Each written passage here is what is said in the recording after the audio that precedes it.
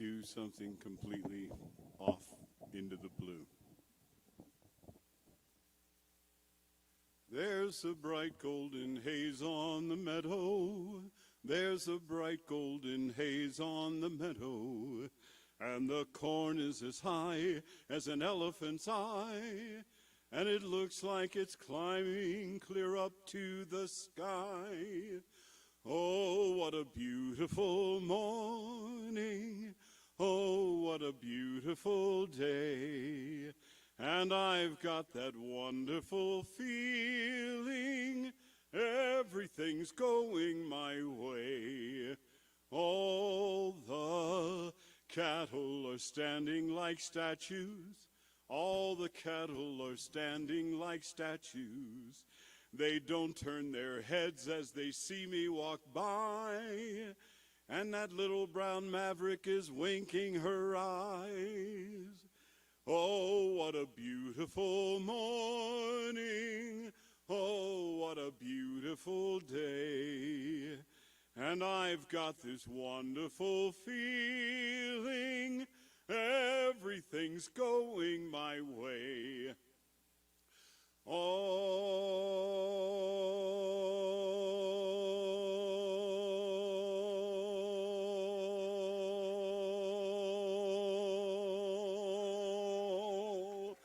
the sounds of the earth are like music. All the sounds of the earth are like music. The breeze is so busy, he don't miss a tree. And that old weeping willow is laughing at me. Oh, what a beautiful morning. Oh, what a beautiful day. And I've got this wonderful feeling everything's going my way.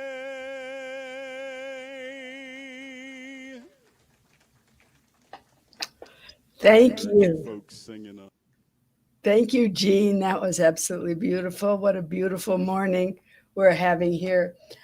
And I want to welcome you all. Thank you for joining us today. We are the Rio Grande Center for Spiritual Living, teaching the science of mind so that we can live better lives and contribute to a world that works for everyone. And as you can see, we're having a hybrid service this morning. Some of us are at home, some of us are in person, and we want to please welcome you to continue to come however you want to come and see us and visit us and be in our service. So anyway, it's great. My name is Marilyn O'Leary. I'm a practitioner here, and others helping in service today are our tech team headed by Annette Martinez. We have Stacy Hawkins, Michael Cowden, and Tamara Williams. Our greeters, ushers, and welcomers are Carmela Herrera, Carol Helms, Linda Bowe, Doug Bowe, and Carol Ann Armijo. And our musician today is Jean Corbin. On High Watch here and in the center are Julia Washington, Kathy Mathiasen, Teresa Grieco, and emeritus practitioner Levader Jones, among other practitioners. Our invocation and benediction this morning are offered by practitioner Carol Helms, and our talk is delivered by our own interim senior minister, Reverend Karen Lindsley. Her talk is entitled A Playful Pause. And so I also want to thank you all. I believe that we're asking you to wear masks in the center today, and thank you for that. We are going to be careful and following the state's guidelines regarding mask wearing, and we appreciate your doing the same thing. So please join me now in reading our vision and our mission statements. Our vision is transforming our world with the power of love and action, and our mission is loving all creation through spiritual growth and service, always staying true to our highest self. And so now we have our invocation by Carol Helms. Good morning again, everyone. Welcome to this day. this minute, this second of your life. Embrace it, enjoy it. Smile out loud if you want to. It's all great. I am so grateful for this morning. I am so grateful for all the faces here. I'm so grateful the sun decided to come up again yet another day. So grateful the smoke is blowing through. We'll clear soon. Just full of gratitude this morning.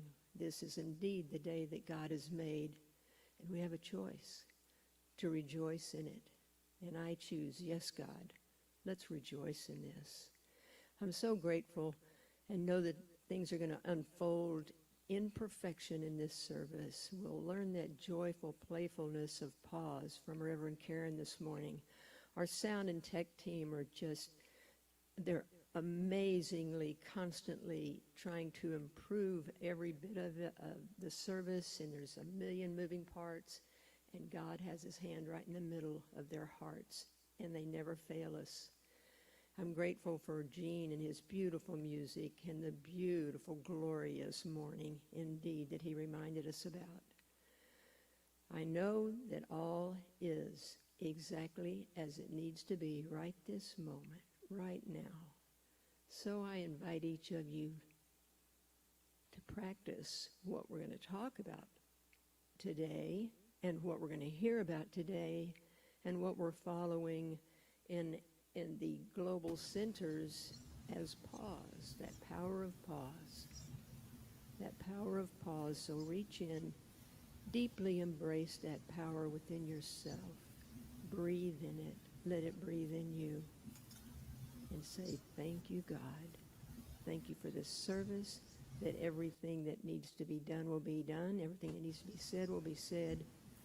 And for the serving hearts of this community, the generous, beautiful, serving spirits that we get to walk amongst at least once a week and take with us through the week. And so it is. And so it is. Thank you, Carol. That's wonderful. Our reading this morning is our Rio Grande Sacred Covenant Prayer, which we all adopted after our co-creation process. So this is truly a sacred prayer, and this is our belief, our statement of where we are and where we're going in terms of our search for our new minister. And I like to think of it as our revealing of our new minister. The minister is there waiting for us. There is only one life. This life is good. This life is God.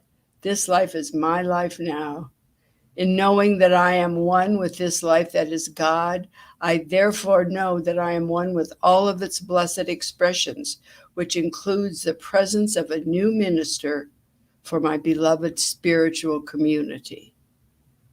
Because I know that the highest purpose of my new minister is to glorify God, I therefore know that my new minister is a revelation of God as unity. I further know that my new minister is a fulfillment of that which has been promised by God, for it is written, so powerful is the light of unity that it can illuminate the whole earth. As I stand in agreement with my beloved community, I see my new minister revealed before me as unifying and growing our community. I now intend to experience my new minister in full cooperation and agreement with my community, knowing this truth about myself. For I am inspired to live in unity as an expression of wholeness and love. I am encouraging and supporting spiritual growth, awakening the wisdom within me.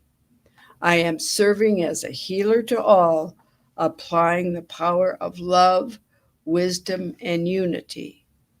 I am generating engagement of the community in mystical studies and spiritual teachings. I am collaborating with community organizations, working in service of a world that works for everyone. As I now accept the highest expression of a new minister into my life, I know that they will be revealed in a way that will glorify God and serve the highest and greatest good of all who are touched by their presence. I am grateful God is gracious. So be it now. Amen. And now let's listen to a wonderful song by Gene Corbin, our musician, who is, as I have said before when he was here, we're glad to have you back again, Gene. And we're so happy to hear your beautiful voice and your wonderful guitar playing. Thank you. Thank you.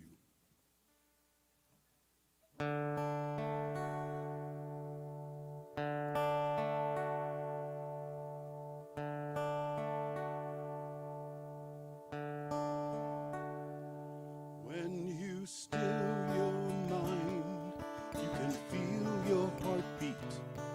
And with every beat, you can hear yourself breathe.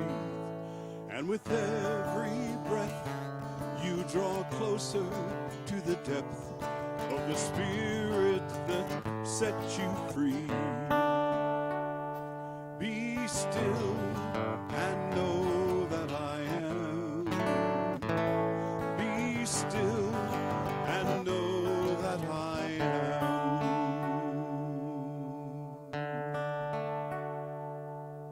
Here where the flame never flickers, never fails, where there is no need for wind in your sail. You are the sea, you are the sky, you are the shore, for now and forevermore. Be still and know that I am. Be still and know that I am. Let the light shine in, let your light shine out, and let peace replace any place there's a doubt. Let your light shine out, let the light shine in, and know life without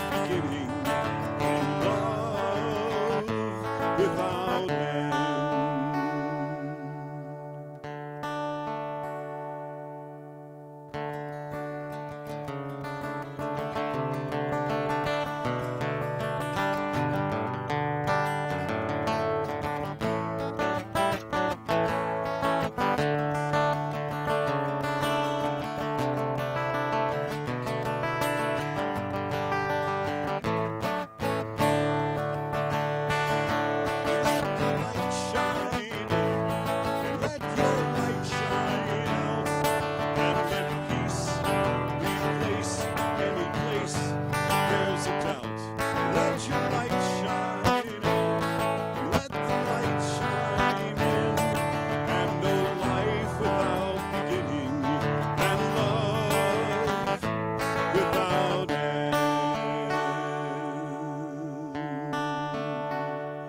When you still your mind, you can feel your heartbeat, and with every beat, you can hear yourself breathe. And with every breath, you draw closer to the depth of the spirit that sets you free. Be still and know that I am. Be still and know that I am.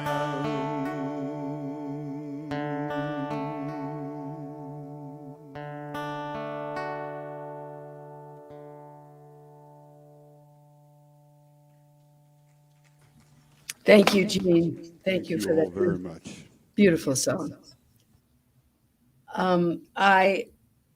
I'm happy to tell you that we are very blessed to have our interim minister, Reverend Karen Lindsley, giving our sacred message this morning.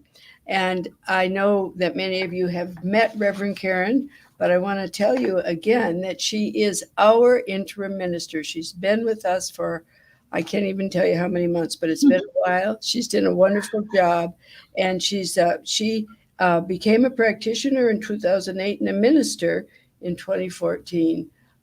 She produces a podcast, and she's written 2 books.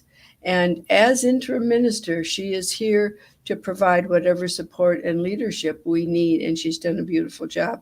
She is speaking this morning on a playful pause, and we are lucky to be able to hear that. Play is always good. Reverend Karen. Thank you so much, Marilyn. I appreciate that lovely introduction. And I've actually been here since January with you folks.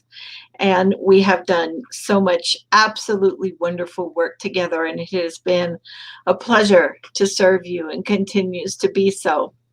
So we are following the global vision for our themes this year. And the theme for this month is called A Pause for Guidance. And I got to thinking about this pause thing and realizing, or actually wondering, how many of us know or are aware of when it is truly time to pause. If you're anything like me, sometimes you're aware that it's time to pause, and sometimes you're not aware. It takes a little while. And we need a pause for all kinds of things. We need a pause to rest. I mean, you guys, even God rested on the seventh day. I think that if God can take one day off a week, so can we.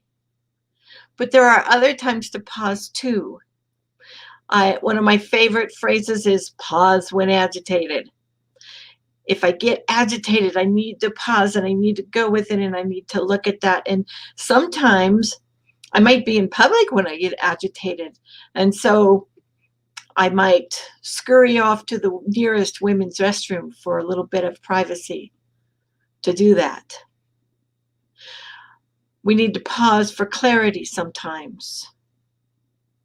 So today, we're going to talk about pausing for play, which I happen to think is every bit as important as all of those other pauses.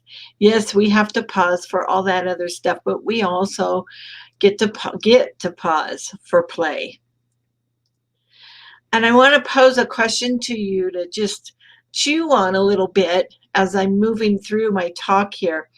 What if pausing to play was a default setting for you? Could you imagine a life where you pause to play on a regular basis? And let's take it a little further. Could you imagine a life where playfulness is a state of being rather than something you pause to do? So just let that rest within you while I move on here. And I want to point out that kids do this all the time. They don't pause to play. They just play. They play all the time. If you put them on timeout, they might sit in the corner and play with their fingers or their toes or some imaginary friend. If you send them outside to play, if they're by themselves, they might play with a bug or a rock or a piece of dirt. The Lord knows the kinds of things they can find to play with because they're always playing. In fact, as little kids, when we were doing this playing thing, we had to be taught there's a time for play and there's a time not to play.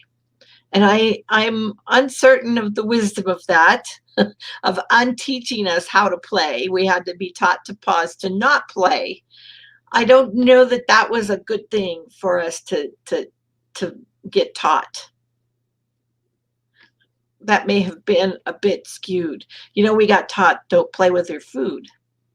How many of you formed a word with the alphabet of the letters in your alphabet soup?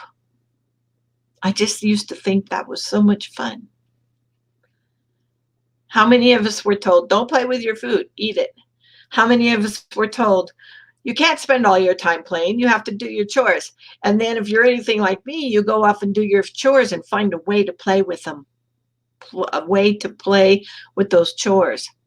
Because the fact is that kids learn through play.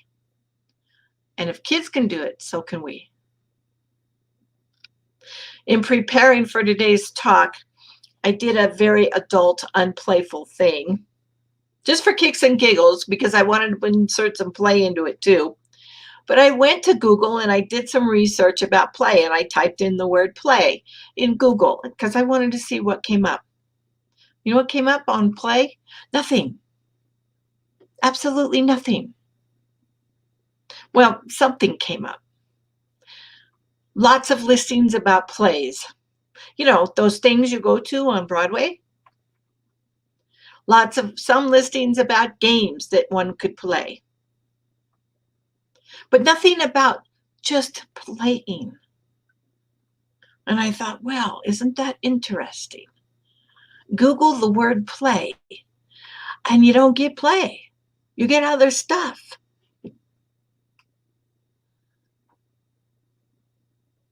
Seems like play might be a bit different for adults than it is for kids.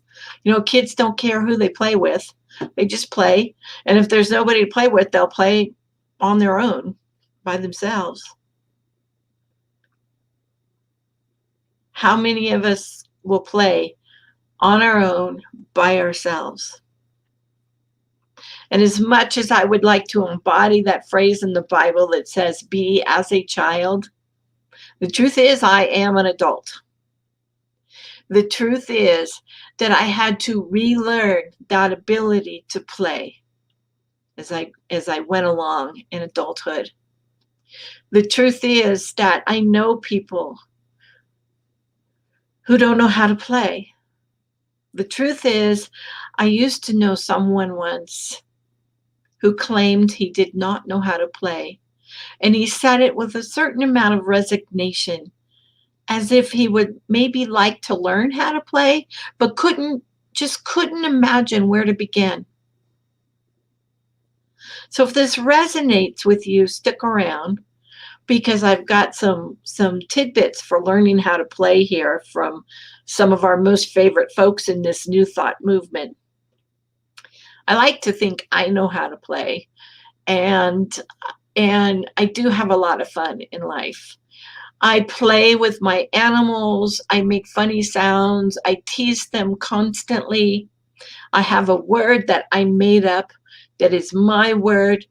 Try to say it without smiling. The word is woogie. Try to say it without smiling. There's all kinds of ways to play. So let's see what Ernest Holmes has to say about play, shall we? He's got a book called This Thing Called You. If you have not read this book, or if you haven't read it recently, I recommend you revisit it or get it for the first time. This Thing Called You is one of those wonderful books that is very frequently given as a beginner book to people new to our movement. But I find it helpful to revisit it. So in This Thing Called You, he says, expectancy speeds progress. Therefore, live in a continued state of expectancy. No matter how much good you are experiencing today, expect greater good tomorrow. Expect to meet new friends. Expect to meet new and wonderful experiences. Try this magic of expectancy, and you will soon discover a dramatic side to your work which gives full vent to constructive feeling. It makes life a game that is a joy to play. It enables you to enter into the spirit of things and of people. And I like this quote because of what Holmes had to say. He said, it makes life a game that is a joy to play. Just imagine having a life that is a game that is a joy to play. Just imagine that, sit there and contemplate that for a little while. Holmes even has a series of absolutely beautiful affirmations following that quote, and he would just willy-nilly right into the third step of treatment and listed them. He said, today and every day I expect good. I anticipate meeting new friends. I joyously anticipate contacting new situations which will increase my livingness. My life is an adventure.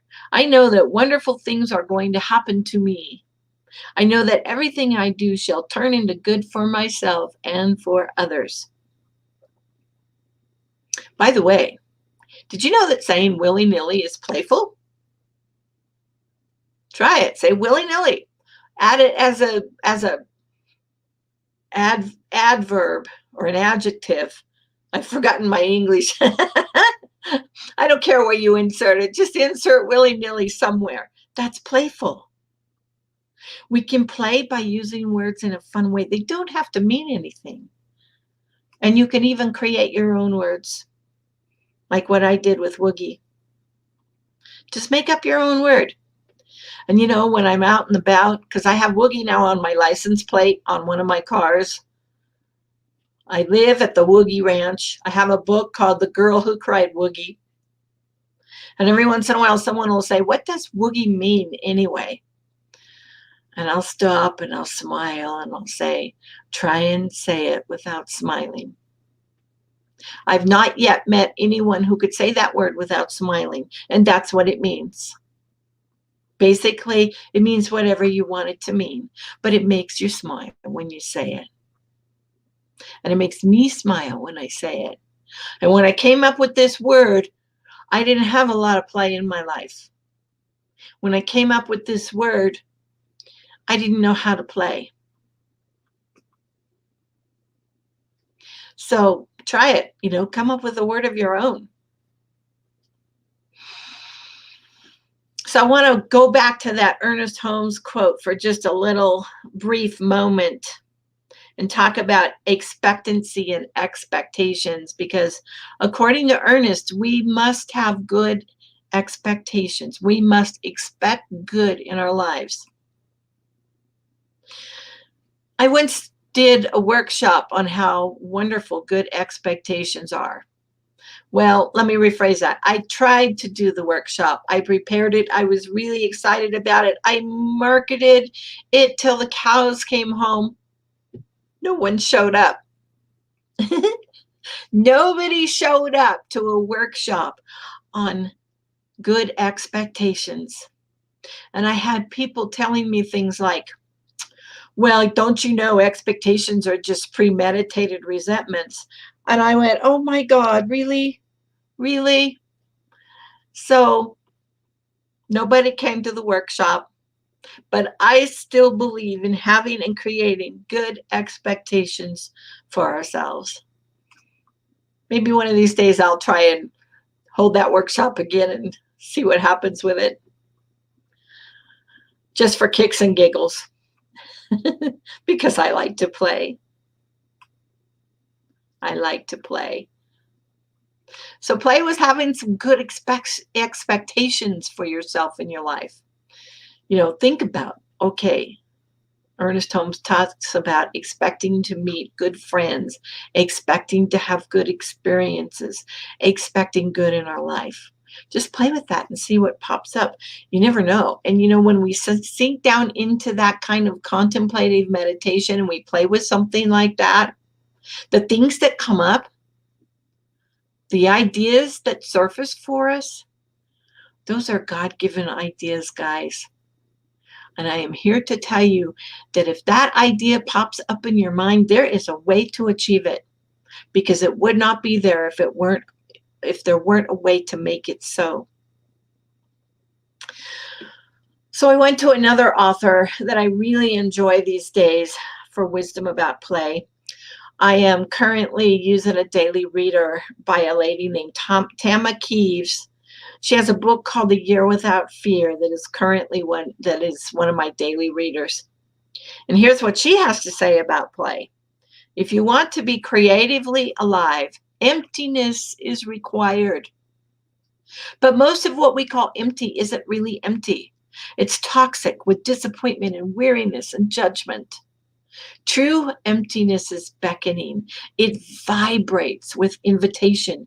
Creative emptiness ignites a feeling of anticipation. I can begin anywhere. I can do anything. What do I want to play with today? Isn't that wonderful? She says, we can play from a sense of true emptiness. Her affirmation with that quote is, today I seek to empty myself of judgment. I can begin anywhere. And she used two other words there, disappointment and weariness. I don't know about you guys, but lately it seems like there's a lot of disappointment floating around. There's a lot of weariness floating around. And yes, there's a lot of judgment floating around. And we would be much better off as individuals and as part of human society if we sought to empty ourselves of judgment and to replace that weariness with a sense of excitement and enthusiasm, and to replace that disappointment with a sense of acceptance. According to Tom McKeeves, we need to be empty in order to play. And in order to do that, in order to replace disappointment with acceptance and replace weariness with enthusiasm and get rid of judgment and also replace that with acceptance, we've got to do some work. You can't just willy-nilly jump into play. I didn't come up with that word woogie until I did some work. And here's the work we have to do. We've got to heal. Whatever it is, anything that's causing us anger or resentment or fear, we have to heal that. We must do our grief work. We have to explore our fears and our disappointments and discover precisely where they came from, and then we must forgive. There is a process to that, but I'm here to tell you that if you are willing to do that work and engage in that process and come out the other end having forgiven, play is almost automatic.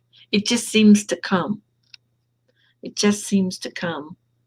That's been my experience anyway.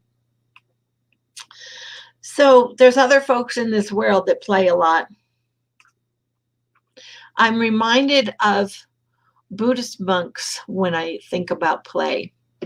Have you ever gone to a talk given by a Buddhist monk or had any acquaintanceship or experience with them at all?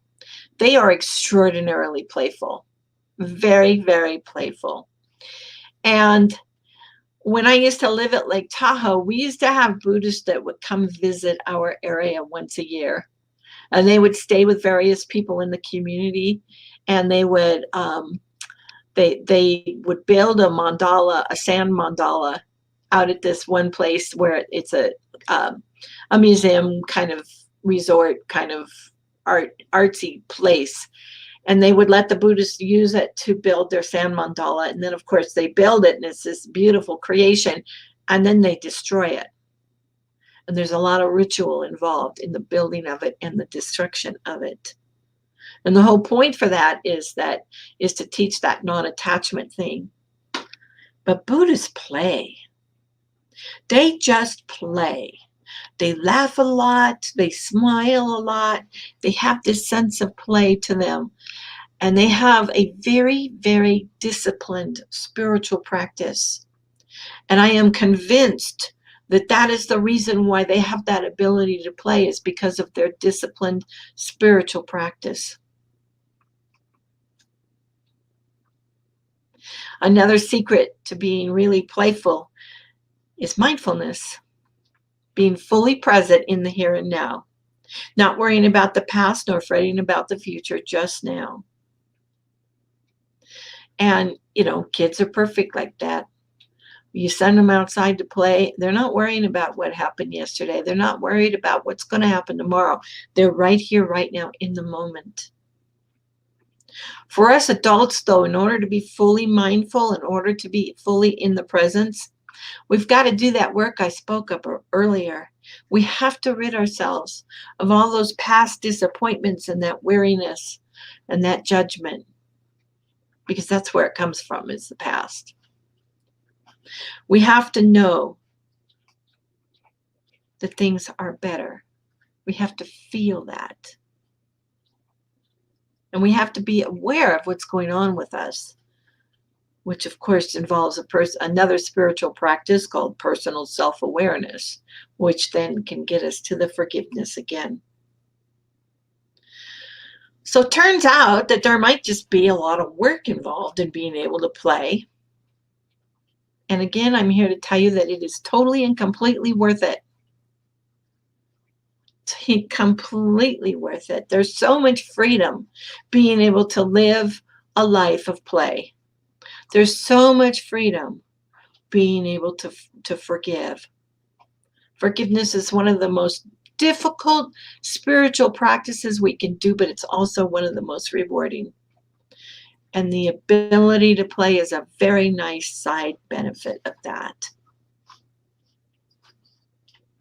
Play makes the unbearable bearable.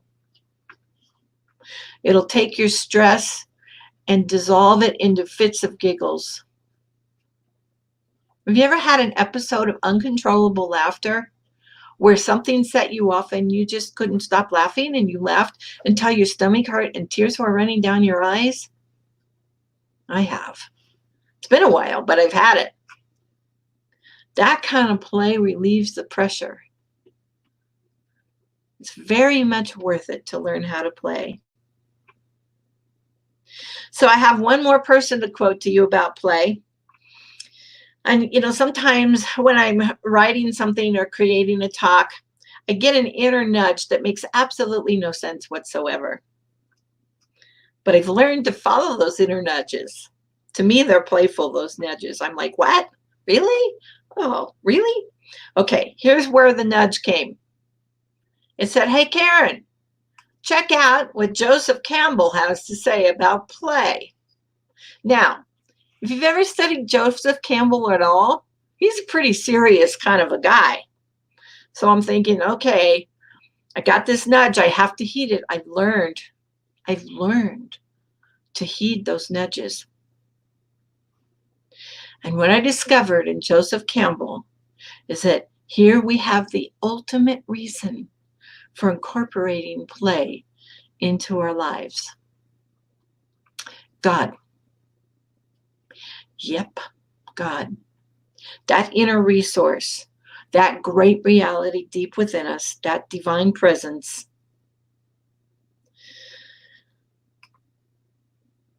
And here's what Joseph Campbell has to say about play.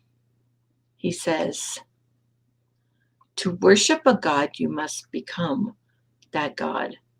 Now, that's not in and of itself about play, but I'm going to read it in context in a minute here. But just think about that for a minute. To worship a God, we must become a God. We do a lot of talking around here about God, and we try to define it even though it's indefinable. And we say God is everywhere present, and God is within us, and God is manifested as us. And we worship that God, and we sing about it, and we talk about it, and we invoke the presence of God at every gathering, and we thank God for all of our good. And we recognize God with every treatment, and we unify ourselves with God with every treatment. And I don't know about you guys, but I strive to maintain an active awareness of this presence 24/7 in my life. So here's what Joseph Campbell has to say in that context about play. He says, no matter what you call the God or think it is, the God you worship is the one you are capable of becoming. The power of a deity is that it personifies a power that is in nature and in your nature. And when you find that level, then you are in play. When you find that level, that where you know you are personified as God, that level, then you are in play. That's the level at which people who can play willy-nilly all the time live. That's the level at which the monks live. That's the level at which the healed people of the world live. And that right there is the ultimate reason for incorporating play into our lives. Joseph Campbell goes on to say that it is the work of art in general, because art really is a worship. And art is about creativity. And creativity must have an element of playfulness. I said elephant. There's the play right there. Creativity must have an element of playfulness. Otherwise, we can't really create. And if we can't create, what are we doing with all those affirmations that we do? We can't put any power behind them. And we remember, Ernest Holmes said, life is a game that is a joy to play if we have good expectations for life itself. So I want to propose that playing isn't something really that we pause to do. Playing is something we be. We worship play and we become play. So play then becomes a lifestyle for us, a way of being, not something we necessarily do.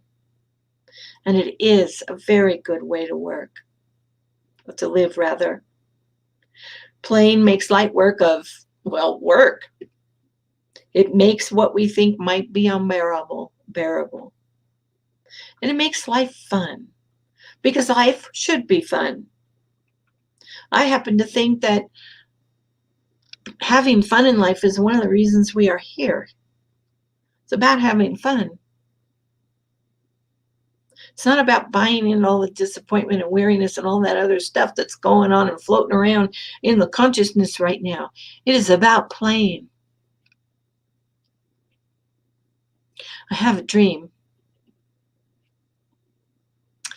When this thing called COVID is past, my dream is that a community like you can come together and get those jars of bubbles that I brought, that I had someone bring into me when I was visiting you, and get those bubbles out and have masses of bubbles all over everywhere. But of course you have to blow the bubbles, which is why I didn't use them when I was there. I thought, oh, that's not a good idea right now. But they're in there somewhere. They're somewhere in a cupboard in that center. And when it is safe to do so, I want you guys to get those bubbles out and play with them. That's the deal. So the invitation today is to pause and contemplate all manner of things regarding play. And so I pray, and I do recognize that not only is God everywhere present, working in and as and through me, but also working and playing in and as and through everyone present here today. This God is playful. This God is smiling. This God is enthusiastic. This God is joyful. And because this God is joyful, I am claiming and affirming right now that everyone here today is joyful. Everyone is playful. Everyone is enthusiastic. Everyone is excited. I am affirming a sense of play and beauty and joy running through each and every one of us as a quality of spirit. And I know this to be true right here and right now. And so I release with great gratitude into that law that has already said yes to my words. And I anchor with those wonderful words. And so it is. Thank you very much, everybody. Thank you, Reverend Karen. Really a wonderful message today. And so now it's time to share our abundance. There are multiple ways to give, and you'll see that scrolling across the bottom of the screen now. And so I want to invite you maybe to play with that, because if you've never given the money on your phone where you text give, it's right there right now. You give and a number. try it, because my thought is if we all did that, just kind of in a way of playing, and we all gave maybe $5 or $10 or $2, whatever, just something that we really wouldn't miss terribly, we would be able to contribute to our center some of the funds that maybe were not there because of the pandemic. We're building back very well. There's not a problem, but I do think maybe this might be a fun way to do it. So also, if you're there, if you're in the sanctuary, please come forward and place your tithes and your offerings in the basket. Everything that you give is really essential to our ministry, and we are so grateful. So now please say the giving affirmation with me, the affirmation of abundance. I am abundant and I give from my abundance. I am prosperous and I give from my prosperity. I am blessed and I give from my blessings. My blessings of spirit are as abundant as the stars. And so I give and receive generously. And so it is. Now we have another song from our guest, Jean Corbin. She can't see me. That's a bummer. The itsy bitsy spider climbed up the rain and washed the spider out. Out came the sun and dried up all the rain, and the itsy bitsy spider climbed up the spout again.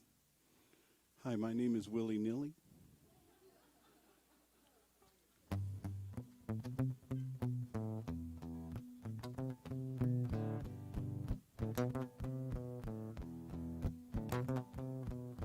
Life gives you the runaround, you say.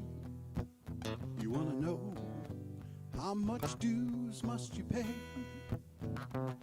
Well, you can pay off what you want. When there's a will, there's always a way.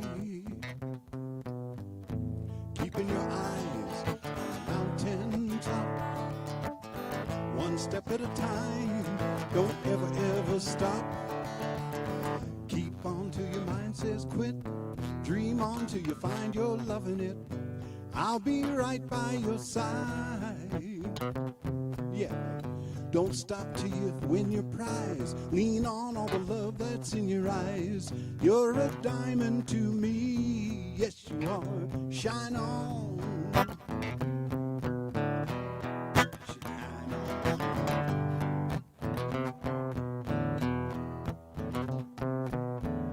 I know what you've been through, I see, but it's time to leave it all behind and let it be. Hard-earned wisdom is something you can't buy. It's the wings of experience that make you fly. Don't look down and don't look back. Don't turn around, you're on the right track. Says quit, dream on till you find you're living it. I'll be right by your side. Don't stop till you win your prize. Lean on all the love that's in your eyes. You're a diamond to me. Yes, you are. Shine on.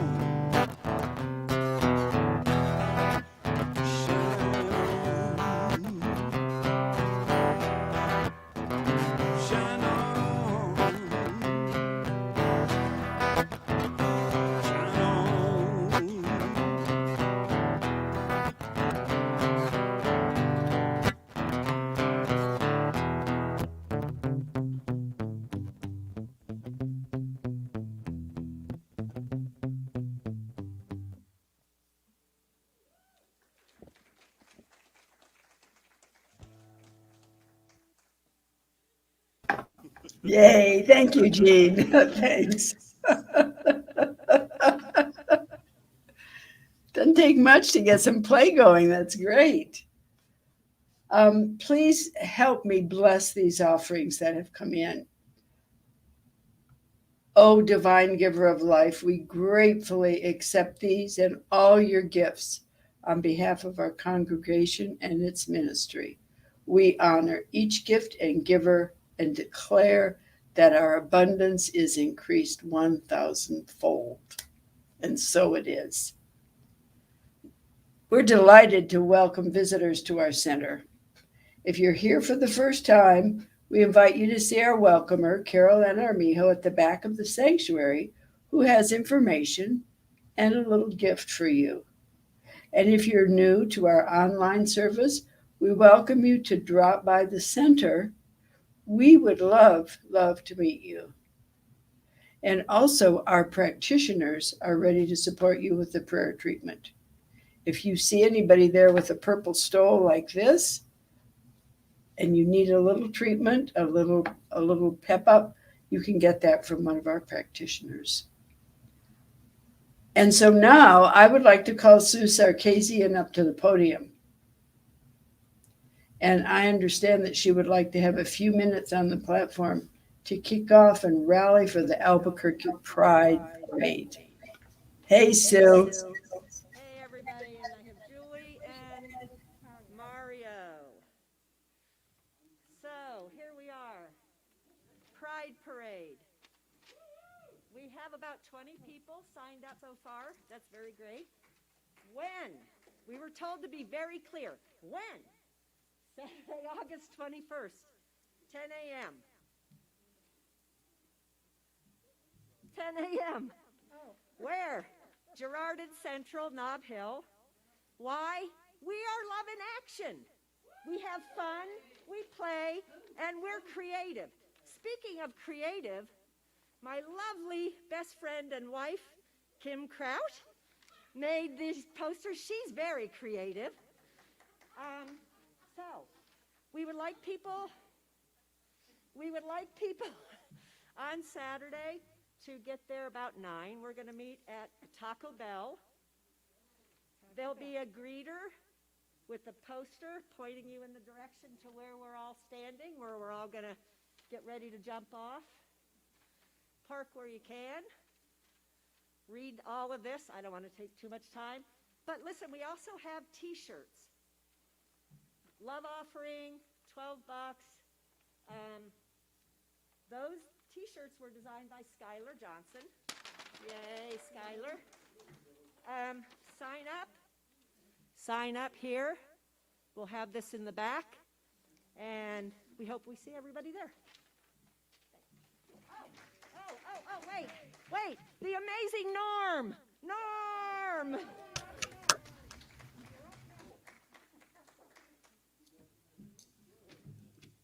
Willy-nilly!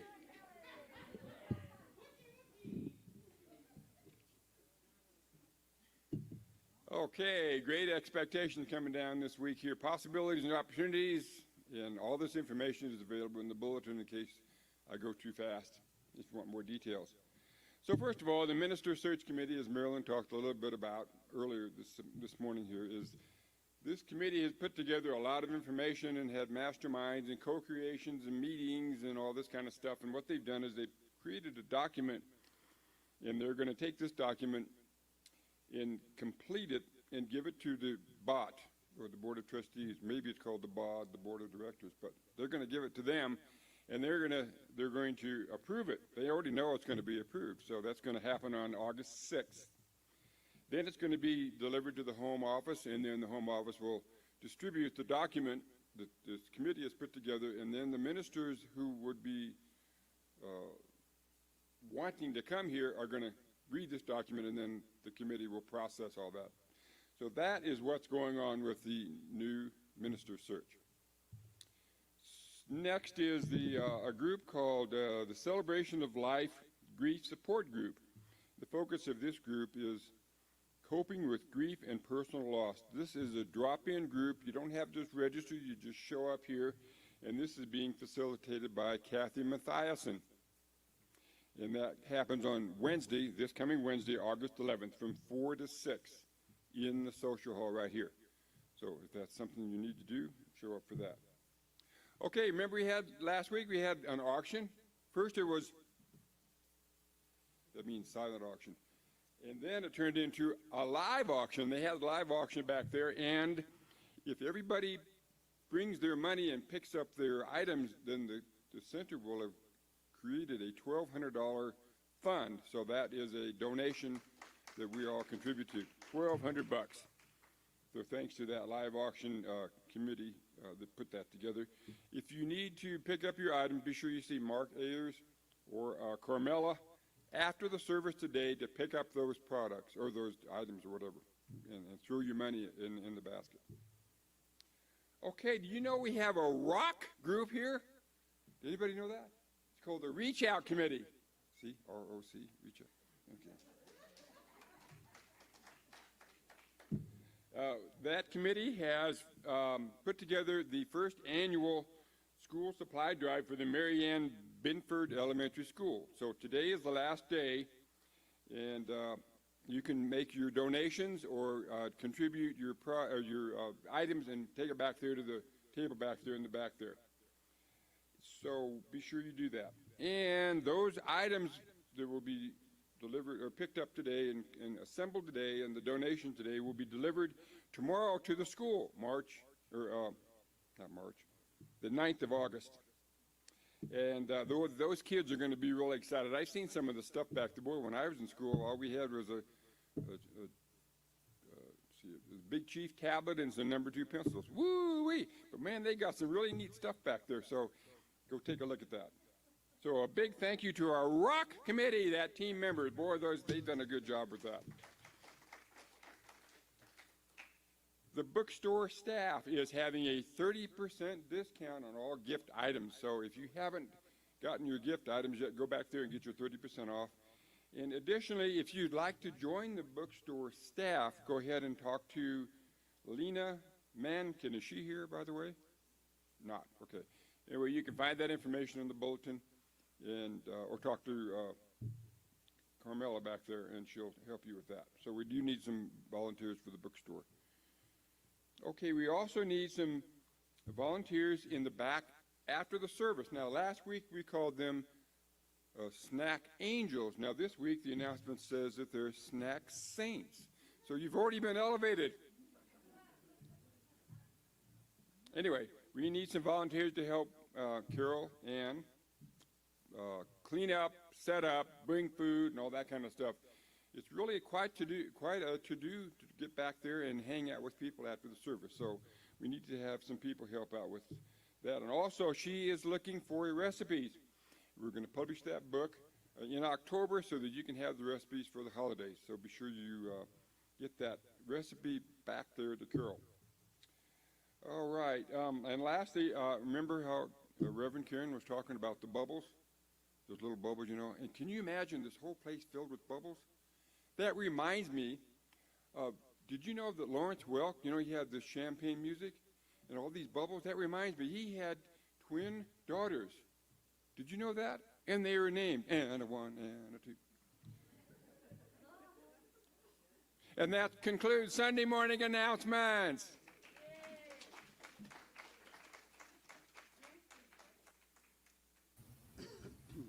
And now we have Carol Helms to give our benediction. Carol. Thank you, Marilyn. Thank you, everyone. Thank you, God, for this time together, for the joy, for the playfulness, for the suggestions to just let go and let God go out to play with God. And so I hope we continue in that spirit when we leave here today and say, God, take over, and you can be team captain, and I'll play whatever position you want. Let's have some fun today. Have fun with each other. Take care of ourselves. Thank you for this time together, this time that rejuvenates and just empowers us to walk out and make a meaningful, positive change in our world right here, right now. And we don't have to worry about the next minute. Just do it right now. So grateful. So grateful for the message today. So grateful for the blessing of our guest musician who has just touched my heart with his music, but more than that, with his beautiful spirit. And so now I simply say, bless all who are a part of this, and so it is. Okay, so I forgot. Your name is John? What's your name? Yeah. Norm. Okay, it's like Norm. Okay. It's good to meet somebody else who has the same sense of humor, which is usually called nonsense. Nonsense. Didn't when I was grown and started performing, I went out to a little place in Pittsburgh and was playing, and my mom came for the very first time to see me, outside the house outside of school, singing in a choir. And I did my usual show, which included humor as well as the music.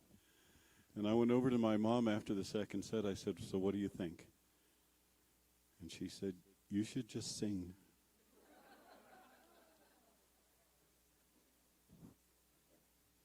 I just looked at her like, "Thanks, Mom." And she had the biggest grin going from ear to ear.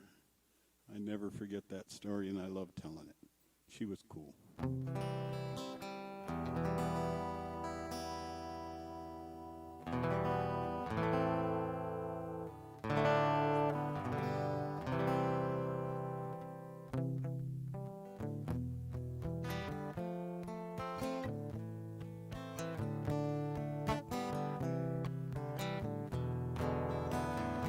I don't know what song you guys will end up with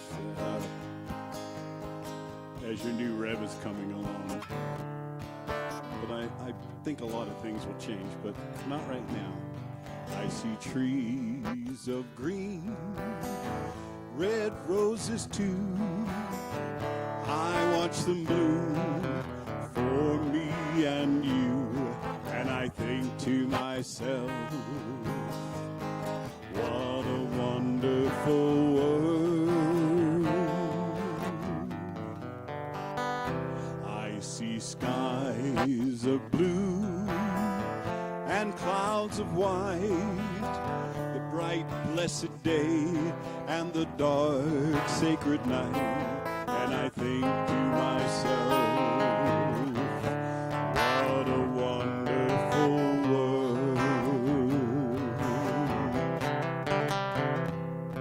All the colors of the rainbow, so pretty in the sky, are also on the faces of people passing by. I see friends shaking hands, saying, "How do you do?" They're really saying, "I love you." I hear babies crying, I watch them grow. They'll learn much more than I'll ever know. And I think to myself, what a wonderful world. Yes, I think to myself, what a wonderful